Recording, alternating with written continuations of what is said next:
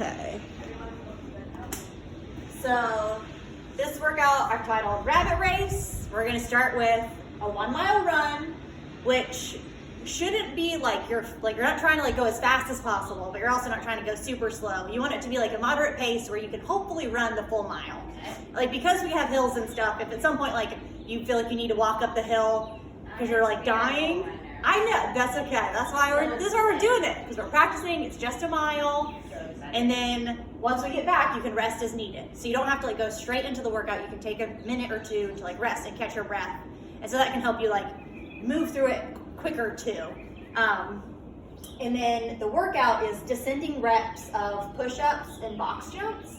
So 10, 9, 8, 7, 6, all the way down to 1. So you start with 10, you go to 10 push-ups, 10 box jumps, and then 9 push-ups, 9 box jumps, 8 and 8, kind of like that. So it'll just keep getting easier. Those like first couple, the like 8 through 7 are good, or 10 through 7 are gonna be the hardest up front, and then it'll get like pretty quick.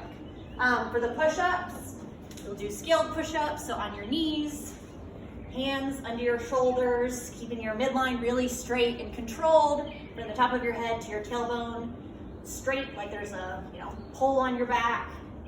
Lower yourself down until your like nipples touch the ground. Elbows close in like a chicken wing, and then exhale as you push yourself up, making sure that you keep your core really controlled that whole time, so there isn't any lowering down hips first or lifting up butt first or anything like that. You should be really tight and controlled with each rep. And if you feel like at some point you're not able to lower yourself all the way down or whatever, you can do hand release. Give yourself a break at the bottom while you're resting on the ground, and then push up. Or you can kind of like put your butt back and lower yourself down and then push up. So like basically push up negatives, or you can find a raised surface, whether it's a chair. Obviously this one isn't like super stable, but just as an example, a chair that would fall everywhere. Or the wall, if you need to do the wall, is another great option. Just whatever, make sure that you can keep super straight through your body. For the box jumps, we have 2 options, and I'm going to turn this thing around. Hey! So we'll have, So a real box jump would be on a plyometric box.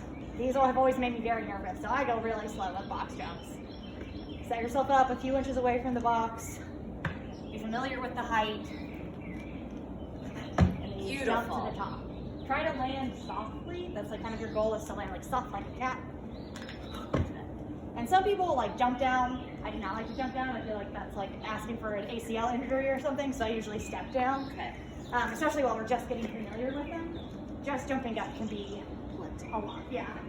The other option, if box jumps make you nervous, or if you don't have a box, would be to jump over a target.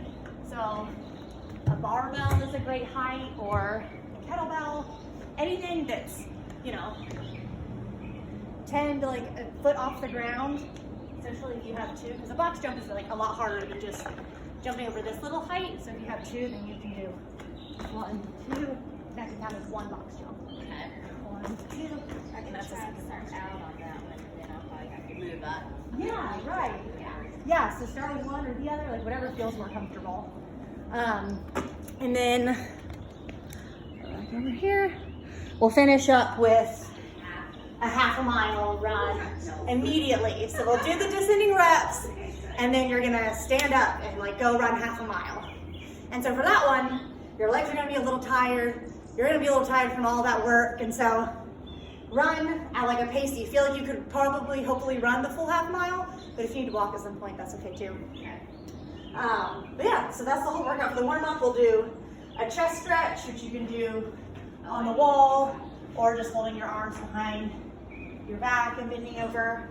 A runner's lunge, which is a deep lunge, knee on the ground or knee up, and you're just like stretching that hip flexor and this hip through here.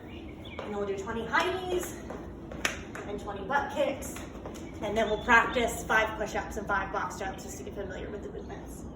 For the cool down, you'll do the chest stretch and the runner's lunge again. Pigeon stretch, which is this one on your belly, or you can do it on your back. And then down down dog calf stretch, which is just down dog and pedaling out through your calves. Chest opener on the foam roller, which is where you have the foam roller laid down, and then you lay across it with your arms open. Oh, I love that. It's so nice. So just breathe for a few minutes, and then just rolling out from the runs, your quads, hamstrings, and glutes.